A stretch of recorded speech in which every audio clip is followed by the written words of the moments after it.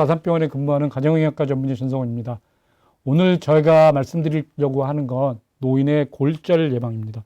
우리 어르신들께서 피했으면 하는 것들이 첫 번째 치매고 두 번째는 골절이거든요. 그래서 골절을 일으키는 여러 가지 원인 중에서 두 가지가 제일 중요하게 말씀드릴 수 있는데, 첫 번째는 골다공증이고요.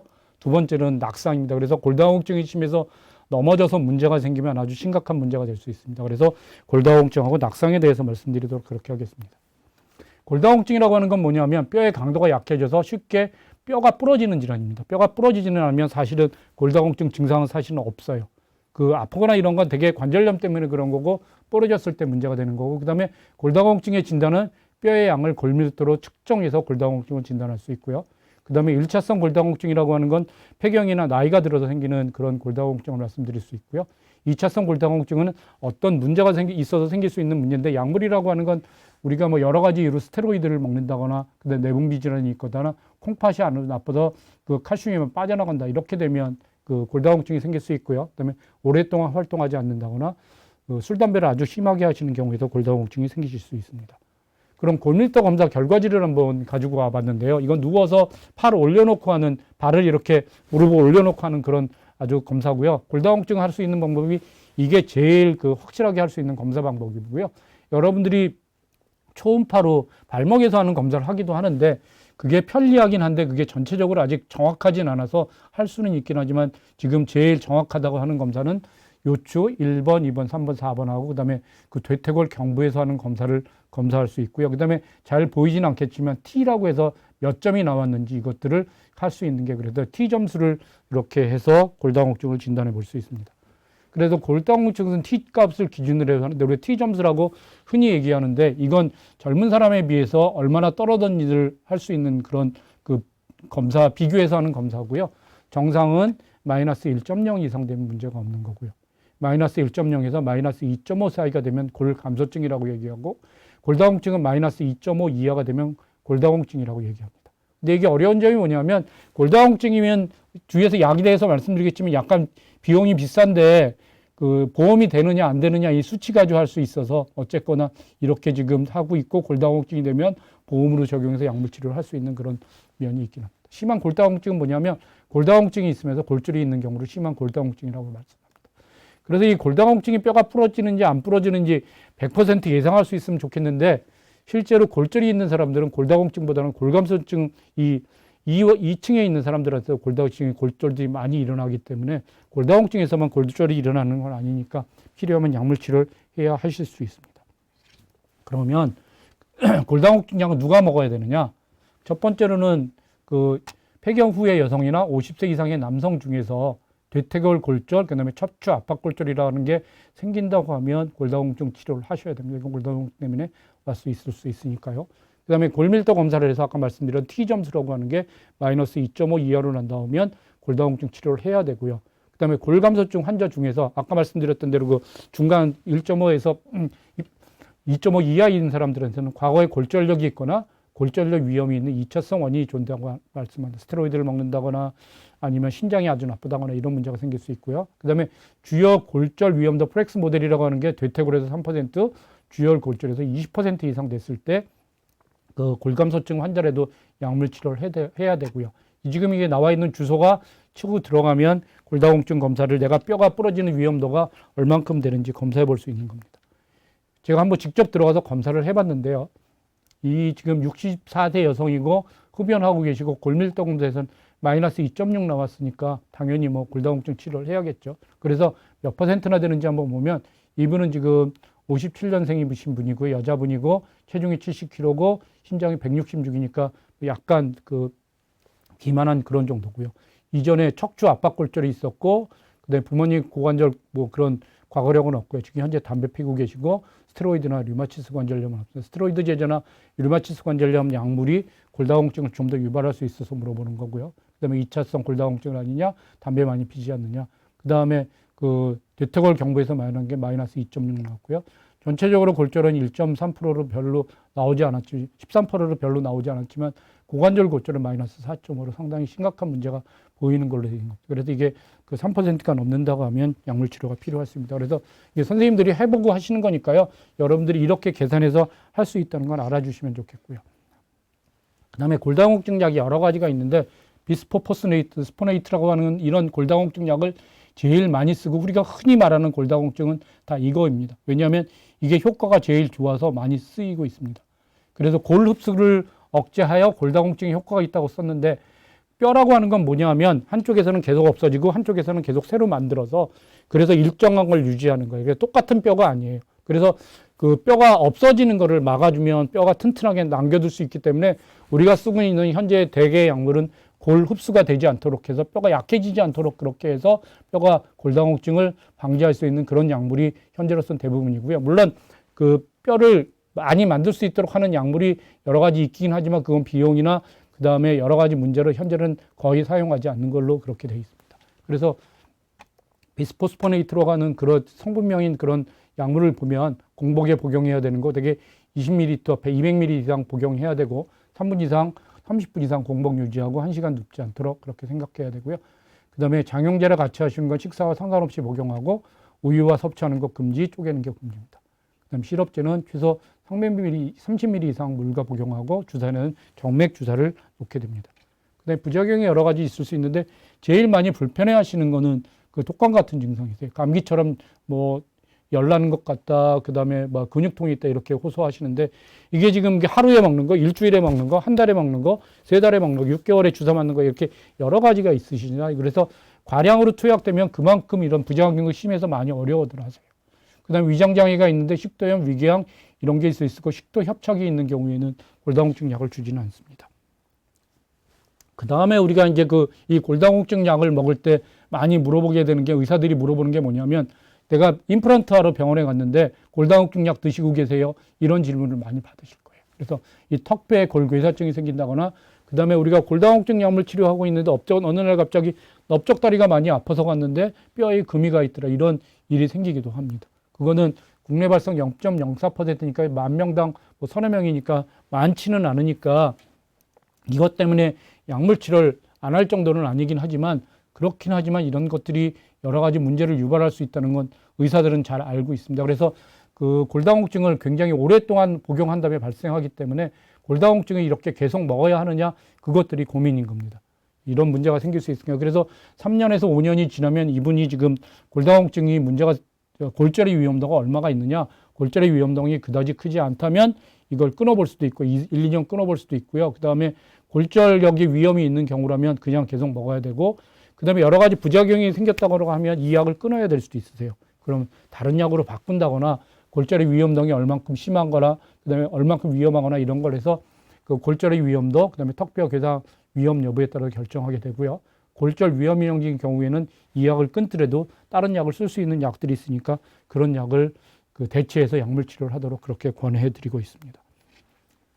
그 다음에 여성분들한테 여성 호르몬을 쓸 수 있는 여성 호르몬 대체요법이 있는데요.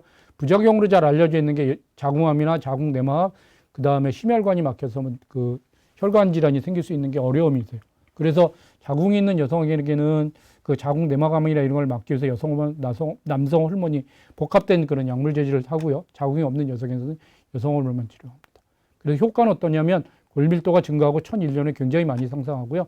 처음 호르몬 요법을 하는 여성에서 많이 증가합니다. 확실하게 골절이 감소하죠. 지금 이 여성 호르몬 요법에 대해서는 여러 가지 의견이 많이 있습니다. 산부인과 선생님들을 중심으로 해서는 이게 지금 폐경이 됐을 때 이 여성 호르몬 치료를 하면 여성다움을 유지한다거나 여성 호르몬이 많이 줄 수 있는 여러 가지 좋은 이점을 가질 수 있고요. 그 다음에 젊음을 유지하는 그런 효과가 있기 때문에 여러 가지 위험이 있으니까 갱년기 증상이 아주 심한다거나 그 다음에 뭐 부부관계 문제 어려움을 겪는다거나 이런 갱년기 증상이 심하다면 호르몬 치료를 적극적으로 하는 걸 권해드리고 있고요.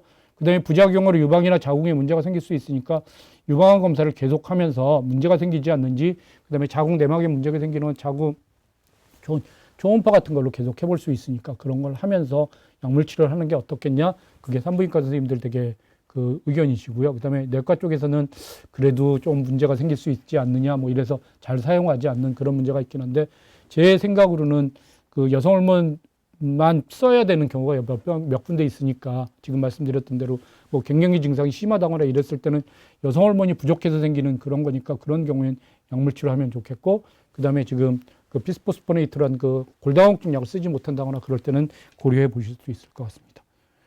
이제 그래서 다음에 개발될 얘기 뭐냐면 여성분들한테 그 여러 가지 문제가 생기니까 자궁암이나 유방암의 발생을 줄이면서 그 다음에 골다뼈는 그 강도를 측정해서 골절을 감소할 수 있는 선택적으로 여성 호르몬 제제가 나와 있는 게 있으세요.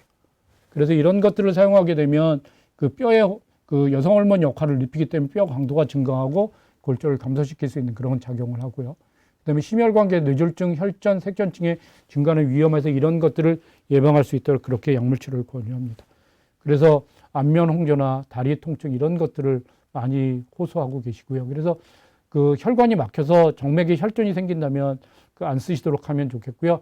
장기간 안정이 필요하고 움직이지 못하는 경우에는 혈전이 생길 가능성이 있기 때문에 3일 전에 중단하고 움직일 수 있을 때 투약할 수 있도록 그렇게 권유해 드립니다. 그 다음에 데스노밥이라고 하는 그런 새로운 골다공증 약이 요즘 많이 생기고 있는데요. 아까 말씀드렸던 대로 뼈가 부서지지 않도록 파골세포라는 걸 생성하고 활성화를 억제해서 뼈가 무너지지 않게 하면 강력한 골 흡수 억제 효과가 있고요. 이게 기존은 파골세포에서 항체를 만들어서 파골세포가 생기지 않도록 그렇게 할 수 있는 작용을 하거든요. 그래서 그 골다공증 약을 쓰지 못하는 경우에도 이런 데스노밥이란 이런 약물 치료를 할 수 있다는 걸 알아주시면 좋겠고요. 강력한 골 흡수 억제 효과가 있습니다. 그래서 골다공증에서 다시 요약해서 말씀드리면 첫 번째로는 그 폐경 이후의 여성들, 그 다음에 나이가 드신 남자분들한테 그 체중이 적게 나가거나 술, 담배를 많이 하신 분들한테 생길 수 있으니까 골밀도 검사에서 골다공증 치료가 필요하면 골다공증 치료를 그 적극적으로 하시면 좋겠고요. 그래서 그 약물 치료가 필요하면 할 수 있도록 그렇게 하시면 좋겠습니다. 그다음에 칼슘이나 비타민 D가 골다공증 예방에 도움이 되실 수 있으니까 만약에 여러분들이 병원에서 사서 드시거나 아니면 그 영양제로 드신다면 칼슘이나 비타민 B 같은 거를 사서 드시도록 그렇게 하시면 좋겠습니다. 다음으로는 낙상에 대해서 한번 말씀드리도록 하겠습니다. 낙상은 뭐냐면 넘어지거나 떨어져서 몸이 다치는 겁니다. 그 다음에 미끄러지거나 이렇게 되고요. 그 다음에 남자 노인한테는 뇌출혈이 많은 것 같고 여자 노인은 엉덩이뼈 골절이 많습니다. 그래서 엉덩이뼈 골절이 저희가 상당히 제일 피하고 싶은 건데 뭐 쉽게 말씀드리면 그 목욕탕에서 살짝 미끄러져서 엉덩방아를 쪘는데 엉덩이뼈가 부러져서 그 다음에 움직이지 못하고 여러 가지 심각한 일이 생깁니다. 그래서 어떻게 그런 문제가 생기냐면 고관절이나 엉덩이뼈가 부러지면 이거는 체중을 지탱하는 그런 부분이기 때문에 서 있을 수가 없거든요. 그래서 수술뿐이 치료 방법이 없으니까 수술을 해야 되는데 골반골절 같은 경우에는 그 환자 상태가 안 좋으면 수술을 할 수 없을 수 있고요. 그 다음에 수술 후에도 거의 움직이지 못하세요. 그래서 되게 침대에 누워서 아무것도 움직이지 못하고 누워 있으면 한 달 되면 근육이 거의 반 정도 없어지거든요. 그러면 손발에 거의 근육이 없으니까 혈액과 체액으로 몸이 모이면서 심장이 부담돼서 뭐 심장이 빨리 뛴다거나 이런 일이 생길 수 있고요. 그 다음에 가만히 누워 있기만 하면 폐렴, 욕창, 요로감염 이런 것들이 아주 흔하게 나타날 수 있으세요. 그래서 결국엔 폐혈증으로 사망하게 되는 그런 경우가 생기실 수 있고, 그 다음에 이제 낙상으로 해서 고관절이 부러지고 난 다음에 요양병원에 입원하게 되면 정신은 멀쩡한데 여러 가지로 그 병원에 계시는 것 자체를 어려워들 하시니까 그런 어려움이 생길 수 있습니다. 그래서 낙상을 예방해야 되는 게 굉장히 중요합니다. 그래서 낙상을 일으키는 원인을 여러 가지 살펴보면 먼저 제일 많이 일어나는 게 사실은 우리가 그 근무하는 요양시설이나 가정에서 제일 많이 발생하고요. 그 다음에 길거리에서 많이 발생합니다. 집에서는 화장실, 미끄러운 바닥, 계단 이런 데서 많이 넘어지고 요즘 침대 생활을 많이 하시면서 그 침대에서 떨어져서 그 다치는 경우도 많이 있고요. 그 다음에 요즘 문턱이 거의 없어지는 아파트도 많이 생겼는데 보도나 문턱에 걸려서 넘어지는 그런 일이 생기니까 이걸 예방하기 위해서는 침대 그 화장실 같은데 미끄러지지 않도록 미끄럼 방지 매트 거 깔았으면 좋겠고 그 다음에 문턱 없앨 수 있으면 문턱을 없애는 그런 거를 할 수 있도록 그렇게 하고요. 시설에서는 넘어지지 않도록 옆에 뭐 잡을 수 있는 발을 만든다거나 그런 노력을 하도록 그렇게 하고 있습니다. 그 다음에 인적 요인을 보면 여자에게서 많이 발생하고 심각한 손상은 나이가 많을수록 많은 걸로 알려져 있습니다. 사실 그 사지마비나 봉행장애, 균형장애, 어지러움, 실신 이런 분들이 굉장히 많이 그 문제를 일으킬 수 있는데 되게 이런 분들이 어디에 많냐면 요양병원에 제일 많으세요. 그래서 사실은 요양병원에서 넘어지거나 그 관리가 잘 어려움이 있기 때문에 그런 경우에 사실은 골절 때문에 문제가 될 수 있어서 요양병원에서 특히 그 잘 관리할 수 있도록 노력하고 있습니다. 그다음에 먹는 약도 문제를 일으킬 수 있는데 갑자기 일어났다 어지러움증이 생긴다거나 이러면서 그 넘어지는 경우가 꽤 많이 있을 수 있습니다. 그다음에 그래서 그런 경우가 되게 어떤 경우냐면 혈압약이라든지 수면제라든지 이뇨제, 전립선약 이런 것들인데 이게 되게 어떤 경우냐면 혈압이 너무 떨어져 있어가지고요. 앉았다 특히 침대에서 자다가 일어나면서 혈압이 너무 떨어져 있으니까 엎드려서 넘어졌는데 그게 심각한 문제가 될 수 있는 경우요. 술 많이 드시는 경우요. 그다음에 그 시력 저하가 있을 때 이런 그 낙상이 생길 수 있습니다. 그래서 낙상을 예방하기 위해서는 제일 중요한 건 규칙적인 운동이에요. 규칙적인 운동 중에서도 근육 운동하고 그다음에 균형성 운동, 평형성 운동 이런 것들을 그 꾸준하게 하실 수 있도록 그렇게 하시면 좋겠고요. 그다음에 지금 먹는 약 중에서 그 유발 약물은 없는지 잘 관리했으면 좋겠습니다. 특히 남자분들 같은 경우에는 전립선 약물이랑 혈압약이랑 같이 드시면 어지러움증이 굉장히 많이 생길 수 있고 그다음에 밤에 주무시다 소변보를 한두 번 깨게 되는데 그런 것들이 문제가 될 수 있고요. 그다음에 시력이 잘 안 보이면 그 걸리거나 이런 것들이 안 보여서 문제가 되실 수 있으니까요. 그런 것들을 예방할 수 있도록 잘 관리해 주시면 좋겠고요. 아까 말씀드렸던 대로 집안에 여러 가지 문제가 생길 수 있으니까 미끄럼 방지턱이라든지 이런 것들을 잘 관리할 수 있도록 그렇게 협조해 주시면 좋겠어요. 그래서 이제 결론적으로 말씀드릴 게 뭐냐면 골다공증 예방을 위해서는 약물 치료가 필요하면 약물 치료했으면 좋겠고 그다음에 골다공증을 진단해야 되니까 폐경 이후에 그다음에 그 남자분들 같은 경우 60세나 65세 이상 되면 골다공증이 문제가 생기지 않은지 한 번쯤은 검사해 보시도록 그렇게 하시면 좋겠고 약물 치료가 필요하다고 하면 적극적으로 치료하면 좋겠고 그다음에 의사들이 여러 가지 부작용이 생길 수 있는 걸 어떤 약물을 치료할지 잘 알 수 있으니까 그렇게 하시면 좋겠고요. 그다음에 이제 실제로 넘어지는 건 골다공증에다 넘어지는 것 때문에 문제가 생길 수 있으니까 낙상이 생기지 않도록 집안의 환경 개선해서 고쳐주시면 좋겠고 그다음에 운동 열심히 해주시고 그다음에 먹는 약물 중에서 우리가 그 어지럼증을 유발해서 그 넘어질 수 있는 그런 약물은 없는지 선생님들께 잘 물어봐서 그런 약물을 드시고 계신다면 필요해서 먹는 약이니까 끊지 못하겠지만 과하지 않도록 그렇게 잘 관리하셔서 우리가 뼈가 부러지는 일이 없도록 그렇게 잘 관리해 주시면 좋겠습니다. 이걸로 마치겠습니다. 감사합니다.